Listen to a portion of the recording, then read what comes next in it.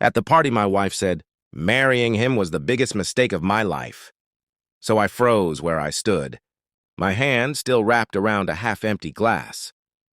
Her voice wasn't loud, but the words carried just enough for me and a few others to hear.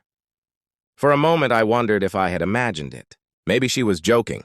Maybe she was talking about someone else. But when I turned, I saw the tired slump of her shoulders and the seriousness in her eyes. She meant it. I felt the room close in around me. People laughed, music played, and glasses clinked, yet everything sounded distant. I slipped away from the group, pretending I had to take a call, but really I needed air.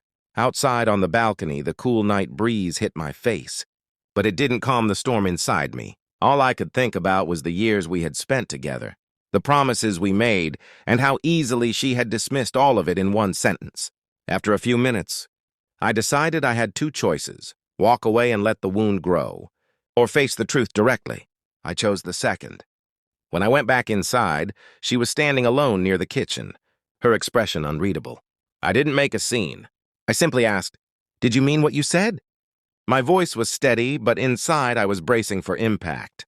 She looked startled at first, like she hadn't expected me to hear. Then something softened in her face. Guilt, maybe regret. She sighed and nodded slowly. "I didn't mean to say it like that," she whispered. "But lately, I've been unhappy, and I don't know how to talk about it." Her honesty stung, yet it was a relief to hear the truth instead of guessing. I suggested we step outside, away from the noise and the curious eyes. On the quiet porch, she admitted she felt invisible, like we had become roommates rather than partners. She said she missed the way we used to talk, the way we used to laugh, the way we used to fight for each other, not against each other. Her voice trembled, and for the first time in a long while, I realized how far apart we had drifted. Instead of arguing or defending myself, I listened. Really listened.